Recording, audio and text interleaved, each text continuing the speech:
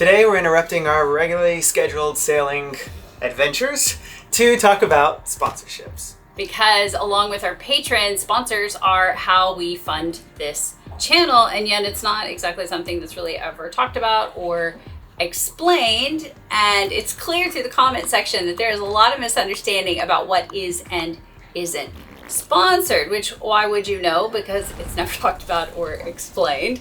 And that has led to a lot of assumptions that everything we do is one big ol' commercial. There you go. This is not sponsored. Yeah.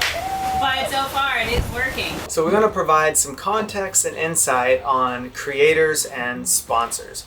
And while we have our own set of guidelines and ethics about who we will work with and who we won't work with and what we'll talk about and not talk about, there are laws for creators. And because we're in the US, our laws come from the FTC. And here's what they say. If you endorse a product through social media, your endorsement message should make it obvious when you have a relationship with the brand, such as the brand paying you or giving you free or discounted products or services. Which we do. And here's what it looks like. We are so excited about today's sponsor, Yugo. We've decided we're going to take a road trip, which is why we have teamed up with Road Trippers. It's also where I should remind you that this video is sponsored by AMD, and we don't recommend anything we don't personally use and find value in. This is a pre-production model that they sent to us. We did not pay for it. However, they do not have any say over what I say. They do not get to preview this video before we launch it. This is truly... And we're not being paid, yeah. Yeah, and we're not being paid. Whoa, Tiger. I need to take a minute to tell you about today's sponsor and how it could save your sexy date night. So if you don't hear or see those disclaimers, then it's not incentivized and it's not sponsored. And unfortunately, like TV and film don't have the same regulations as social media. So perhaps it's that our very blatant disclaimers end up coming off as more commercial in general. But when you're watching your favorite TV show and they pick up the phone, that's most likely paid product placement, but they just don't have to stop the show to make that disclosure. Oh my gosh, could you imagine what TV would be like if that's what they had to do? With product placement, what do you think should be done? There should be some little pop-up that comes on and says advertisement. It could be a scroll at the bottom, it could be a little pop-up, whatever. At the moment people are being advertised to, they should know they're being advertised to. It would be a terrible viewing experience. But it would also be a more honest one, sort of like when Tina Fey pokes at the industry. These Verizon wireless phones are just so popular, I accidentally grabbed one belonging to an acquaintance. Well, sure, because that Verizon wireless service is just unbeatable. I mean, if I saw a phone like that on TV, I would be like, where is my nearest retailer so I can get one? Can we have our money now? Or like Morgan Spurlock, who created an entire film about the absurdity of it all. Sell, sell, sell.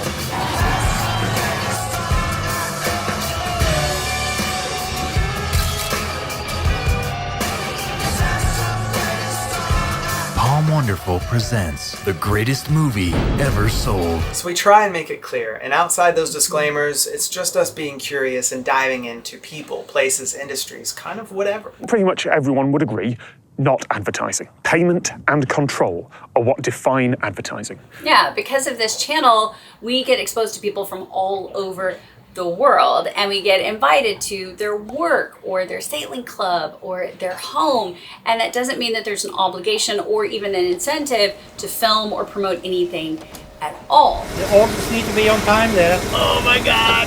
No pressure! Don't stall!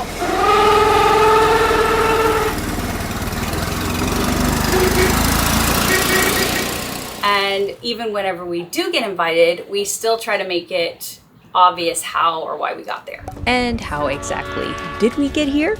Well, this is David and Danielle, who are patrons of ours. It seems like often our enthusiasm or excitement can be interpreted as they're just getting paid. But just to be clear, we did not get incentivized or paid to go mussel farming in New Zealand, or to visit a mom and pop soda shop, or test dinghies, or even film the videos aboard Ticket to Ride. We didn't receive any support from HH for those videos. We paid our own way, including expenses to Frank and Mary Grace for while we were aboard, and they didn't get anything from HH either. They're just sailors that own an HH that we're excited to see. We're joining the family, and they just wanted to take us along for the ride. And like for us, it was an opportunity that was I mean, how are we going to turn that down? It was just incredible to have experienced sailors take us out on a sister ship. And of course, if you remember, we did make a big disclosure on our announcement video. HH did give us a small discount on building this catamaran, but we are paying with our own money. Yes. We are buying this boat. And it was just that. It was a discount, not a free boat, not even close. And HH fully agreed that we needed to retain full creative freedom and that there was no obligation to film videos about them or their other vessels. And that was the second reason we decided to choose HH. Because they didn't want to alter what we do or how we do it.